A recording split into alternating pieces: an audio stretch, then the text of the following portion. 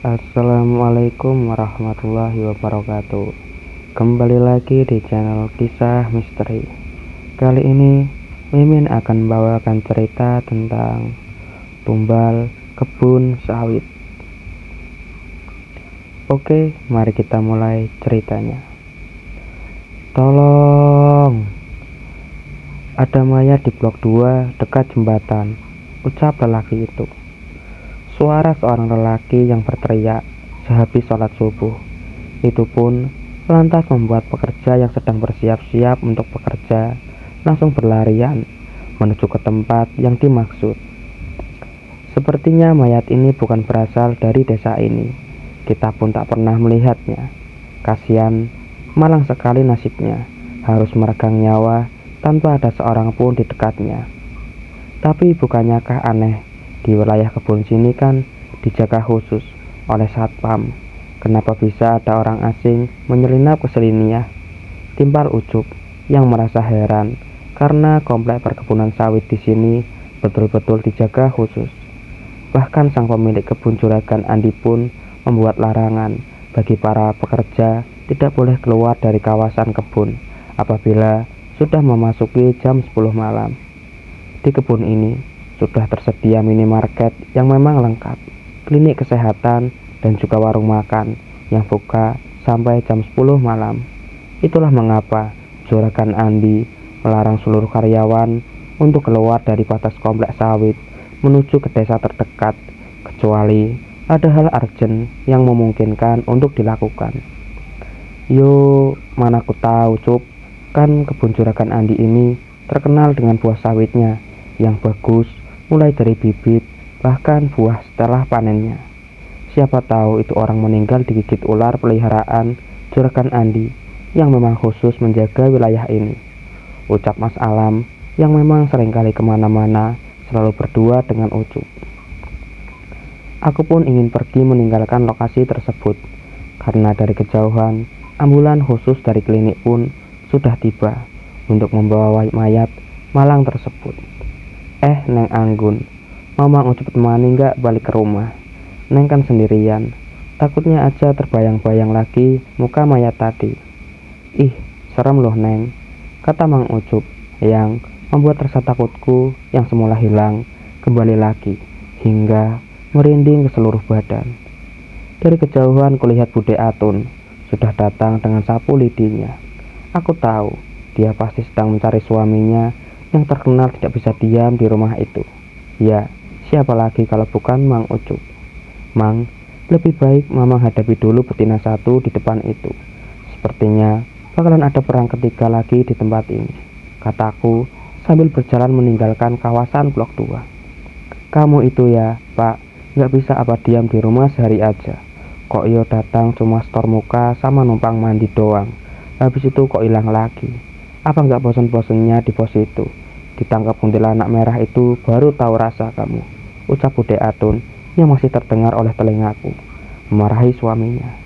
Kulihat Mas Alam pun terkikik melihat Bude Atun menjewer telinga Mang Ucup. Aku pun segera menuju ke rumah dinasku. Di sini aku bekerja sebagai mandor. Sudah hampir 1,5 tahun selama aku di sini. Sudah ada 3 mayat yang kutemui selalu berakhir tragis seperti tadi. Dan anehnya, semua mayat itu selalu ditemukan di blok 2, di mana blok tersebut menyimpan bibit dan juga benih, karena terdapat gudang di dalam blok 2 tersebut. Sekitar pukul 10 pagi di kantor, semua orang tengah membicarakan kejadian penemuan mayat tersebut. Aku yang tak berminat mendengar pun terpaksa harus mendengarkan, karena suara mereka begitu nyaring. Aku kok ngeri ya, tahun ini udah 2 mayat ditemuin. Begitu jadi takut deh mau kontrol ke blok 2. Apalagi jadwal besok aku yang kesana. Mbak Anggun aja deh yang kesana. Kan besok tugasnya mandor juga ke arah sana, sekaligus bertemu Juragan Andi, ucap Maria enteng sekali tanpa beban. Maria, memang tugasku besok bertemu Juragan Andi, tapi kami besok sekalian akan turun ke desa dulu untuk minta persetujuan pembukaan area lahan ke kepala desa terdekat. Jadi besok saya yakin Juragan Andi memang tidak akan ke blok 2, jelasku kepada Maria. Kulihat Maria menekuk mukanya. Kami semua tahu bahwa blok 2 memang dari dulu memang blok yang jarang mau didatangi oleh karyawan lain. Karena selain penemuan mayat, blok 2 juga sengaja dijaga khusus oleh peliharaan Juragan Andi di dalam gudang tersebut untuk tetap menjaga benih dan bibit yang kata Juragan Andi itu bibit dia dapatkan dari seorang petani sukses yang akan selalu dicari oleh saingannya. Juragan Andi pun pernah berkata, bukan sekali dua kali, blok 2 itu didatangi pencuri karena ingin benih tersebut. Mbak Anggun, bisa ikut saya sebentar ke ruangan bawah. Dek. Ada apa ini? Kenapa tiba-tiba aku dipanggil ke sana? Semua orang tahu, karyawan yang dipanggil ke sana pasti akan menghadapi istri Juragan Andi yang terkenal dengan sikap sinisnya itu. Aku pun mau tak mau mengikuti instruksi dari bapak pembibit itu. Tok tok tok. Permisi ibu, ucapku.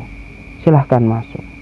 Aku pun berdiri di hadapan ibu Juragan, sementara beliau sedang menandatangani beberapa berkas sebelum akhirnya membawa berkas itu keluar dari ruangan itu. Kamu tahu kenapa kamu dipanggil ke sini? Kata Ibu Rani. Maaf ibu, saya tidak tahu. Memangnya ada apa ya ibu? Apa saya ada berbuat kesalahan? Tidak Mbak Anggun. Saya memanggil kamu ke sini karena berkaitan dengan penemuan mayat tadi pagi. Saya tahu kamu tadi pagi ada di TKP kan? Dan sebentar lagi polisi akan mewawancarai kamu sebagai saksi. Tapi Mbak, saya minta satu hal. Tolong jangan katakan kepada polisi tentang bagaimana keadaan dari mayat tersebut. Lanjutnya. Aku pun semakin tidak mengerti kenapa aku yang harus jadi saksi dan kenapa juga aku harus mengatakan spesifiknya tentang mayat tersebut. Karena menurut pengalamanku, paling juga para polisi itu cuma bertanya aku melihatnya atau tidak, atau cuma sekedar tanya-tanya begitu. Kenapa pula istri juragan ini seakan-akan tengah menutupi sesuatu?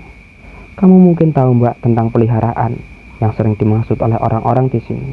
Jadi kuharap Mbak Anggun tidak banyak terlalu ikut campur urusan itu. Itulah hukuman bagi mereka yang dengan berani mencuri yang bukan miliknya, ucap Ibu Rani disertai nada mengancam di setiap kalimatnya. Baik Bu, saya hanya akan menjawab seperlunya kalau begitu, karena saya pun hanya melihat sekilas saja tentang mayat itu. Bukan urusan saya juga Bu, ucapku disertai dengan senyuman. Baik kalau begitu, Mbak Anggun bisa keluar. Tolong katakan pada yang lain, jangan terlalu menceritakan hal ini saat ada polisi nanti. Baik Bu, saya permisi kalau begitu, jawabku sambil berjalan keluar pintu. Satu lagi Mbak, tolong katakan pada salah satu rekan kantormu, jangan main-main dengan saya, kalau tidak mau berakibat fatal. Suruh dia menjauhi suamiku, ucap Ibu Rani, seraya menatap tajam ke arah jendela. Dek, siapakah yang dimaksud? Aku pun meninggalkan ruangan itu dengan hati yang bertanya-tanya. Siapakah yang dimaksud Ibu Rani? Dan dia juga berkata kalau itu teman satu kantorku. Sesampainya di dalam kantor, aku sudah disambut dengan pertanyaan dari mereka semua. Mbak, kenapa kok bisa dipanggil ke sana? Apa Mbak bikin kesalahan fatal? Jangan-jangan Mbak lagi dilabrak istri juragannya, ucap tugas kawan itu tanpa teteng aling-aling. Enggak, aku cuma dipanggil karena akan dijadikan saksi dalam penemuan mayat tersebut. Itu doang, gak ada yang aneh, ucapku sambil duduk melanjutkan pekerjaanku yang tertunda. Oh begitu ternyata, lanjut tugas kawan itu, dan mereka pun menyusul ke meja mereka masing-masing. Siang itu, setelah polisi datang dan mewawancarai beberapa saksi termasuk diriku, Mang Ucup, dan Mas Alam, polisi pun langsung menuju ke blok 2 di mana mayat tersebut ditemukan. Kami para saksi pun diminta untuk ikut serta ke lokasi guna dicocokkan keterangan kami. Mbak, tadi Ibu Juragan ada ngasih tahu nggak kalau kita jangan ngasih tahu detail lengkap mayatnya, ucap Mas Alam yang kujawab dengan anggukan. Saya heran Mas, masa kita nggak boleh kasih tahu tentang mayatnya? Padahal kan polisi juga pasti mengotopsi mayat itu, dan pasti juga mereka akan tahu sebab kematian mayat tersebut, jawabku yang mengeluarkan onek-onek dari pagi tadi. Tapi saya mikirnya lain loh Mbak, kayaknya memang jasad tersebut sudah ditargetkan jadi tumbalnya peliharaan Juragan Andi, jelas Mang Ucup dengan nada lirih karena takut didengar yang lain. Baru saja mengucap bicara hal tersebut, dari kejauhan terlihat Juragan Andi beserta 2 bodyguard setianya datang dari arah pintu blok 2. "Selamat siang Pak Polisi. Bagaimana? Apa ada kelanjutan tentang mayat tersebut?" ucap Juragan Andi sambil menyalakan rokoknya. "Untuk sementara ini kami masih mengantongi identitas korban Pak. Dia berasal dari desa yang cukup jauh dari perkebunan sawit ini.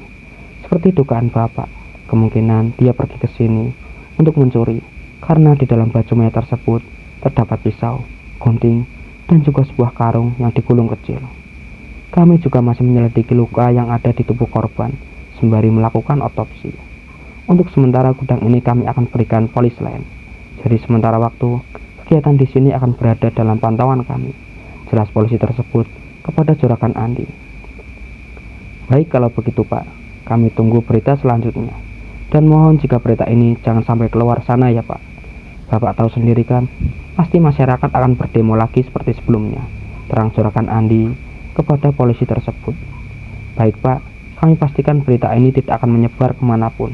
Kalau begitu, kami pamit undur diri Pak," jawab polisi tadi. Setelah para polisi tadi pulang, kami pun membubarkan diri dan kembali ke ruangan masing-masing. Sore harinya, di saat semua akan pulang ke mes masing-masing, tiba-tiba datang seorang perempuan dengan pakaian compang-camping berteriak, "Kalian semua akan jadi tumbal si Andi itu. Siapapun kalian yang menerima uang dari Andi, kalian dipastikan tidak akan bisa keluar dari kebun ini sampai kapanpun. Sebelum semua terlambat, pergilah kalian keluar dari kebun ini. Carilah pekerjaan lain yang lebih baik daripada kalian jadi santapan peliharaan Andi." "Hahaha," ucap perempuan itu sambil tertawa. Setelahnya, dia pun pergi seperti angin, tidak terlihat dimanapun. Kami semua yang menyaksikan itu pun ada yang tercengang, dan ada pula yang menganggap serius omongan wanita tadi. Apa betul ya yang dikatakan wanita tadi? Kita tidak akan bisa lepas dari sini sampai kapanpun," ucap Maria. "Ya enggak lah, buktinya kakakku yang dulu kerja di sini bisa keluar baik-baik. Sekarang sudah berkeluarga. Ngapain didengerin omongan orang gak waras?" timpal Sena dengan yakinnya. Memang Sena dulu bekerja di sini atas rekomendasi kakaknya yang sudah lebih dulu bekerja di sini. Setelah percakapan tadi, kami pun berpisah dan bergegas ke mes masing-masing. Sesampainya di mes, aku pun merebahkan badanku di atas kasur sambil mengecek handphoneku yang penuh panggilan dari orang tua. Aku jadi merindukan mereka. Aku yang dari Pulau Sumatera jauh-jauh merantau ke pulau ini berniat ingin mengadu nasib. Walaupun dengan berat hati, orang tuaku melepaskan anak perempuan satu-satunya ini untuk pergi. Kedua kakak laki-lakiku sudah berkeluarga, dan mereka membuat rumah masih dekat dengan orang tuaku, sehingga aku pun tidak risau meninggalkan jauh orang tuaku di sana. Aku pun lekas menghubungi orang tuaku. Sekitar 1,5 jam kami melepas rindu. Aku pun mengakhiri telepon itu. Selepas itu, aku pun mandi, sholat yang terlewat terlebih dahulu.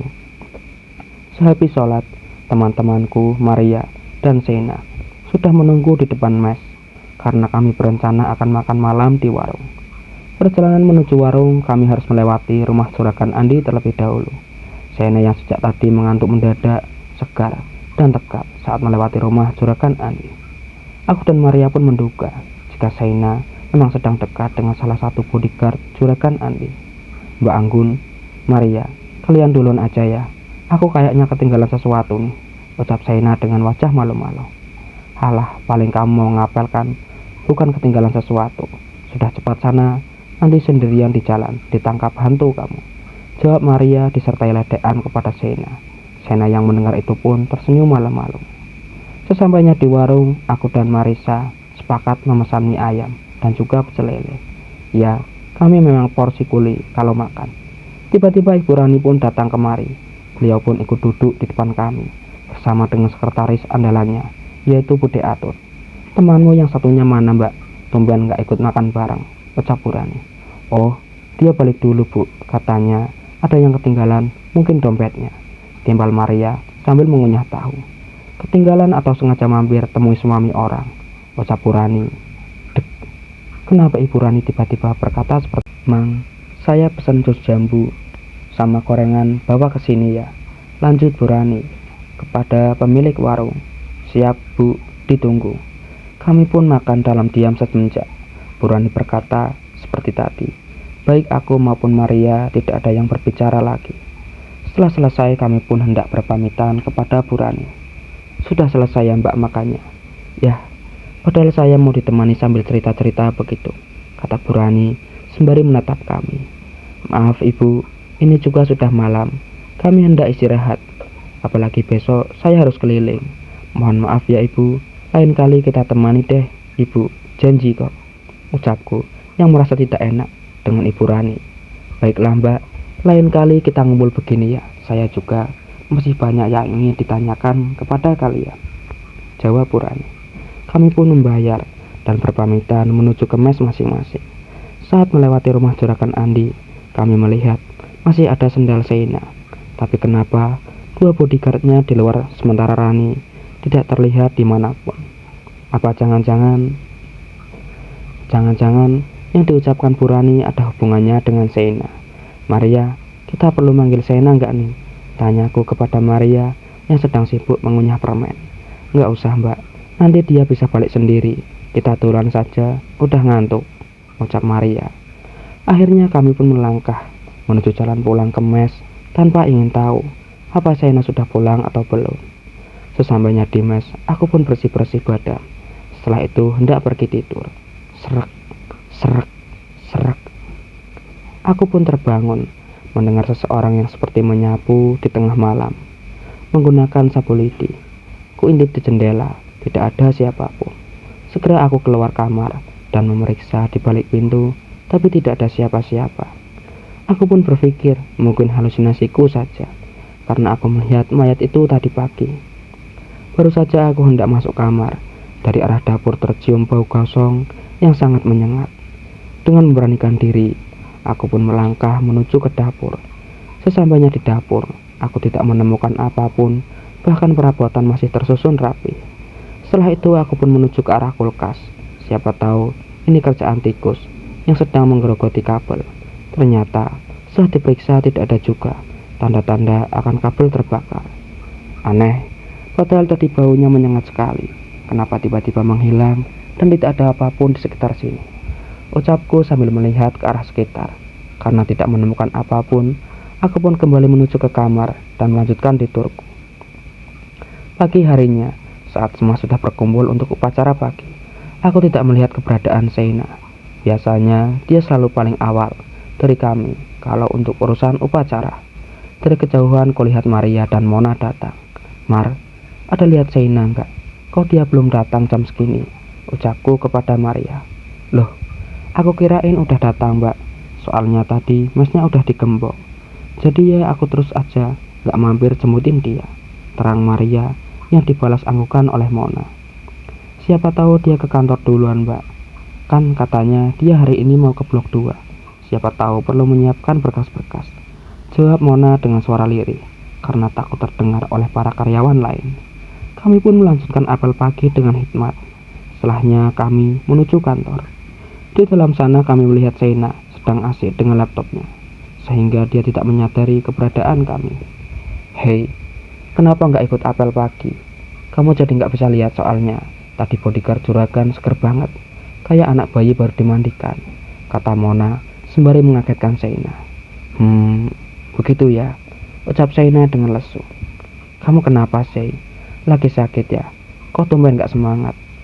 Apalagi bahas tentang ajudan juragan, kata Maria. Enggak, aku sehat aja kok. Sudah ya, aku mau kerja dulu.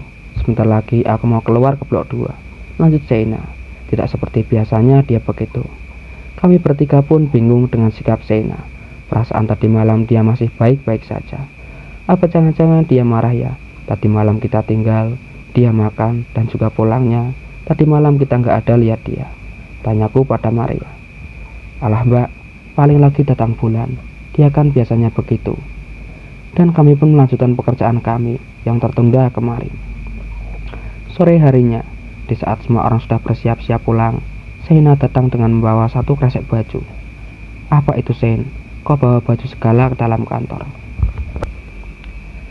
Ditanya seperti itu, Sena pun langsung melirik tajam kepada kami semua. Puaskan sekarang kalian. Gara-gara kalian, aku harus tinggal di blok 2 selama seminggu. Timbal Sena sedikit berteriak. Heh, memangnya apa yang kami perbuat sampai kamu dihukum? Jawab Maria dengan nada ketus. Halah, kalian kan tadi malam bertemu dengan Ibu Rani. Pasti kalian mengadu macam-macam tentang aku. Makanya Ibu Rani sampai menskorku selama seminggu untuk tinggal di blok 2. Percuma aku pun masih bisa mendekati Juragan Andi, walaupun kami dijauhkan. Timbal Sena dengan marah.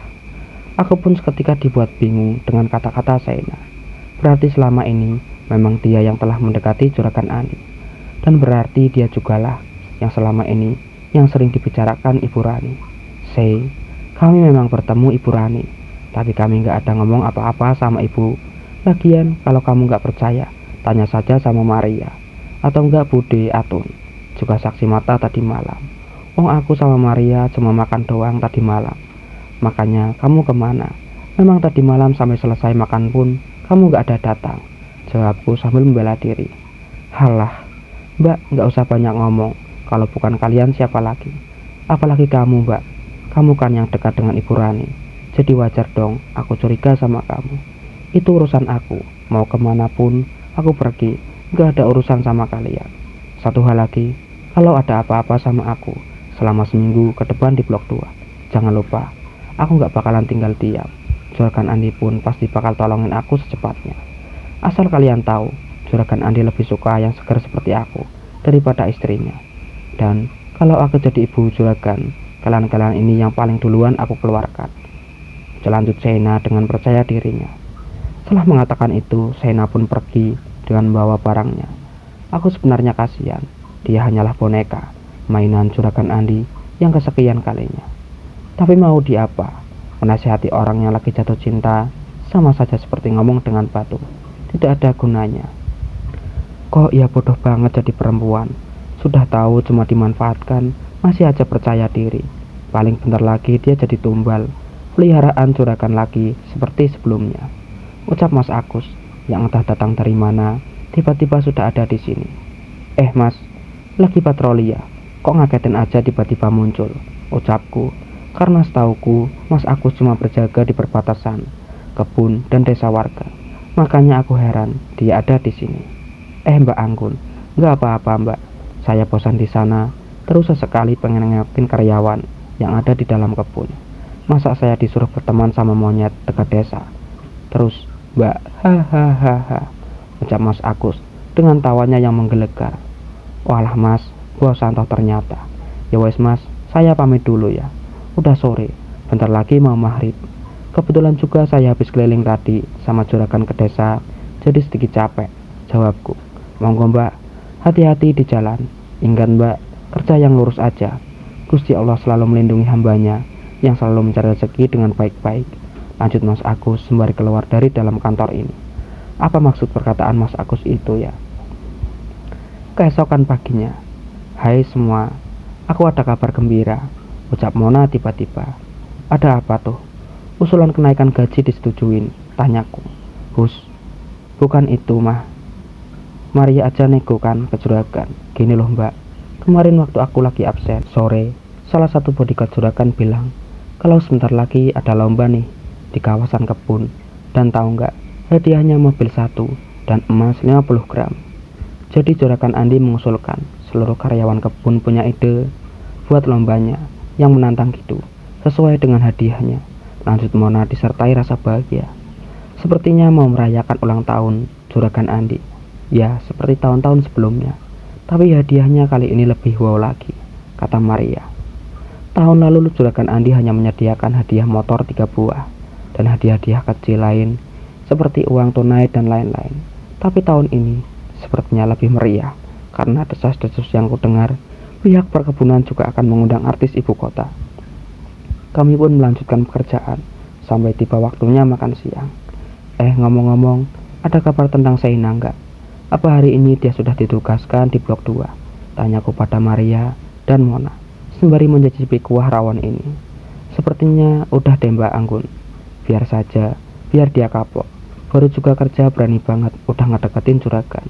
Kita aja yang udah lama nggak pernah kecentilan gitu.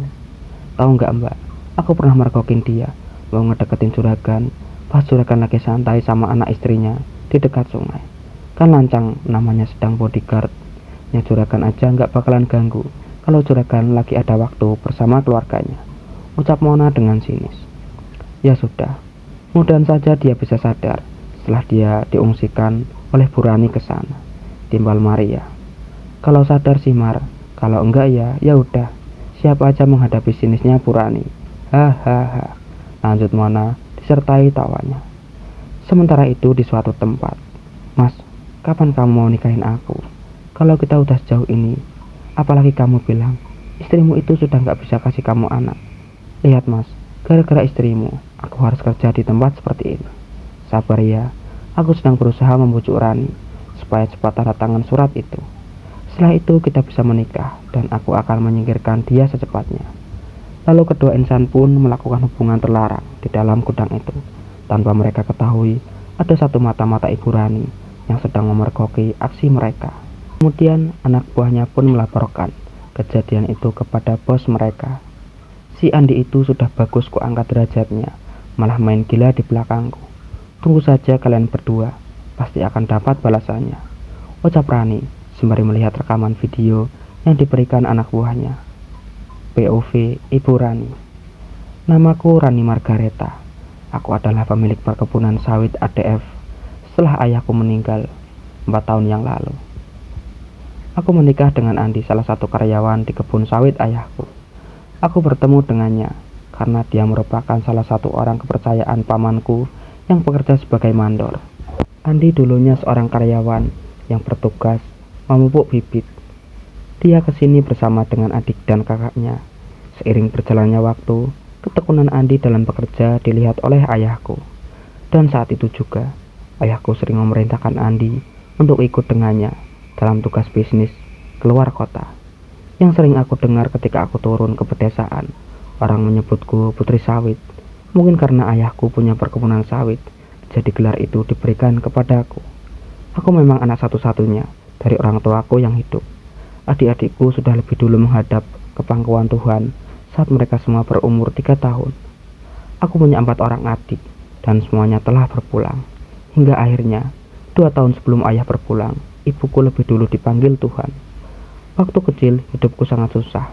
Bahkan untuk makan pun aku hanya bisa 1 kali sehari.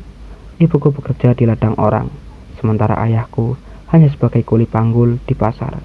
Terkadang meminta kepada keluarga ayahku pun aku harus dicaci maki terlebih dahulu. Dasar kau itu, sudah bau badanmu, baru berani sekali kau kesini. Suruh ayahmu yang durhaka itu bawa kalian jauh-jauh dari hidup kami, ucap Tante Linda, kakak perempuan ayahku. Akhirnya aku pun pulang sambil menangis. Ibu yang melihatku menangis pun ikut menangis. Kenapa Bu? Keluarga ayah sangat membenci kita. Apa salah kita Bu? Kenapa mereka sering merendahkan kita? Apa karena kita orang miskin, jadi pantas dihina harga diri kita? Ucapku disertai tangis. Sabar sayang, ibu berharap kebencian mereka segera hilang. Rani, jangan jadi orang yang dendam ya. Biar bagaimanapun dia itu keluarga kita. Maafkan tantemu, doakan dia. Semoga bisa terima kita semua, ucap ibuku yang tidak pernah marah sedikit pun meski sering dihina oleh keluarga ayah. Ibuku seorang yatim piatu. Bahkan saat menikah, kata ayah, tidak ada satupun keluarga ibu yang hadir. Ibu hidup di rumah peninggalan neneknya, sambil terus mencari cara bertahan hidup dengan kerja, ikut di ladang orang. Suatu hari, ayah pulang dengan membawa banyak sekali makanan. Aku yang saat itu sedang berjemur pakaian, heran melihat barang bawaan ayah. Ayah, punya siapa ini? Kenapa banyak sekali? Tanyaku kepada ayah yang sedang sibuk membuka kopernya. Ini buat Rani sayang. Ayah sengaja belikan buat Rani sama ibu. Alhamdulillah, hari ini ayah dapat rezeki nomplok. Oh iya ibu, ibumu ada di mana? Tolong dipanggilkan sebentar, ucap ayah. Setelahnya ibu pun bergabung di ruang tamu. Sama sepertiku, ibu pun bingung melihat belanjaan dan barang sebanyak itu. Ayah, ini dari mana? Kok banyak banget barangnya begini? Ibu tahu kan, Mas Amir kakak sepupu bapak dari ibunya bapak. Dia baru balik dari Kalimantan Bu. Dia kan kerja di pertambangan. Kebetulan Bapak bertemu dia di pasar. Dia pun membelanjakan banyak baju dan makanan untuk Rani. Oh iya, Bu, ini koper dari Mas Amir juga. Sebelumnya Bapak minta maaf, gak izin dulu sama Ibu. Sehabis masa cuti, Mas Amir habis. Bapak ikut ke Mas Amir, Bu, mau mengadu nasib di tanah orang. Siapa tahu rezeki kita, kata Mas Amir. Gaji di sana besar, Bu. Lanjut Bapak. Jadi Bapak mau ninggalin Ibu sama Rani, Pak. Kalau Bapak pergi Ibu di sini bagaimana? Ibu mau ikut saja sama Bapak, kata Ibu sembari menangis. Bu, Bapak lakuin ini supaya kita dihargai orang, Bu. Siapa tahu kerjaan Bapak di sana bisa merubah nasib kita. Rani juga bisa layak sekolah, Bu. Bapak cuma ingin Ibu sama Rani bahagia. Jawab Bapak sembari memeluk Ibu. Aku yang melihat itu pun ikut menangis. Demi kami, Bapak sampai rela berpisah dengan keluarganya, sampai dimusuhi oleh keluarganya juga. Tok tok tok tok. Suara ketukan pintu di saat kami sedang haru. Aku pun membukakan pintu, ternyata Pak De Amir yang datang. Silahkan masuk, Pak De, ucapku sembari mencium tangannya. Mas Amir, ada apa repot-repot kesini? Kan kami yang kesana kalau ada yang perlu dibantu, ucap Bapak. Kamu itu seperti apa aja? Memangnya kalau aku kesini nggak boleh? Aku pengen lihat keponakanku ini. Loh, sekalian silaturahmi. Aku habis nyekar ke kuburan Ibu. Sekalian aja kesini mampir sebentar. Apa kabar Rani? Gimana? Suka nggak sama baju yang Pak De belikan? Jelas Pak De Amir sembari berkata kepadaku. Baik Pak De, terima kasih ya Pak De. Rani suka sekali hadiahnya.